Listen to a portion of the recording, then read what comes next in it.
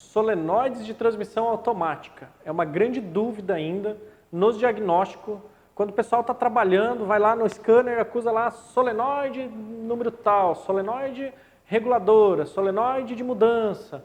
E muitas vezes o técnico ele se vê, muitas vezes, né, tendo que trocar essa solenoide para poder fazer um teste. Então, eu te dou uma dica. Né? Primeiro ponto, quando você tem uma falha, um código de falha, nós temos que interpretar duas situações. Se está acusando aqui uma solenoide, por exemplo, vamos entender, é uma falha relacionada à pressão de solenoide, né, que seria a atuação mecânica dessa peça, ou se tem uma falha relacionada a circuito elétrico de solenoide. Então, vejam que são dois problemas bem diferentes. Um problema hidráulico pode estar sendo originado por um defeito de um pistão, um problema fluido da transmissão, um anel de vedação, um problema de corpo de válvula. É uma perda de pressão realmente, é um problema hidráulico, tá? Então, isso aí mecanicamente a gente vai resolver.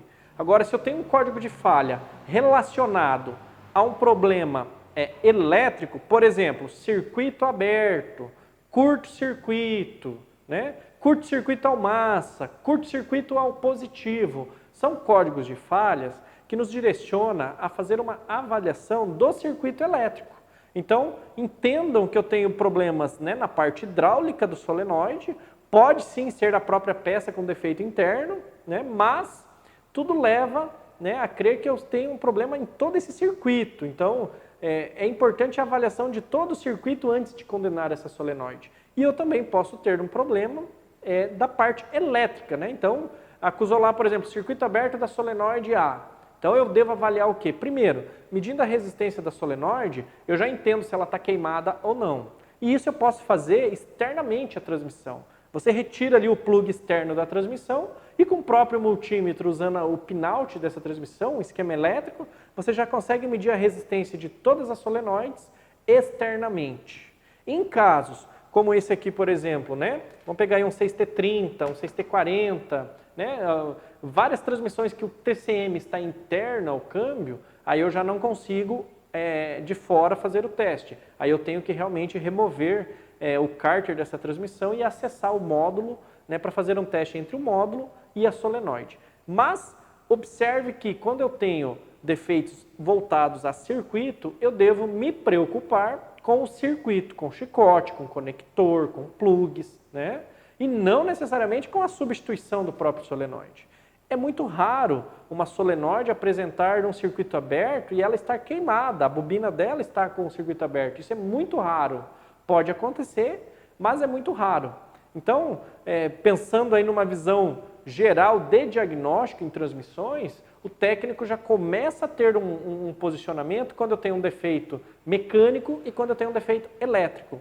E nós devemos sempre estar atentos que quando o defeito é elétrico, eu tenho que lembrar que toda fonte de energia para o funcionamento do circuito, ele é oriundo da bateria e do alternador.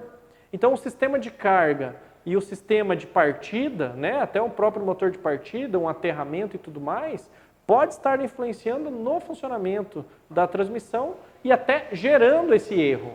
É bastante comum reparadores muitas vezes trocarem solenoides, trocarem chicote, trocarem até módulo e vai ver o problema está na bateria. Né? Então, o que eu recomendo? Cria uma sequência lógica de trabalho. Cria uma sequência lógica de diagnóstico que aí você não fica atropelando, né, e trocando peça. É bastante comum a ansiedade do reparador levar ele a trocar a peça para ver se vai funcionar.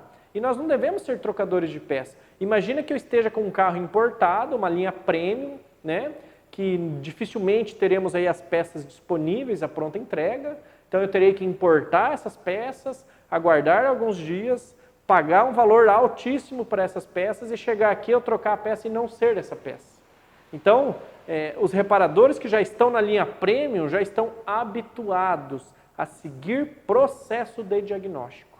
Então, lembre-se, o processo de diagnóstico é muito importante. E se eu tenho uma falha de solenoide, por exemplo, eu devo avaliar circuito ou pressão.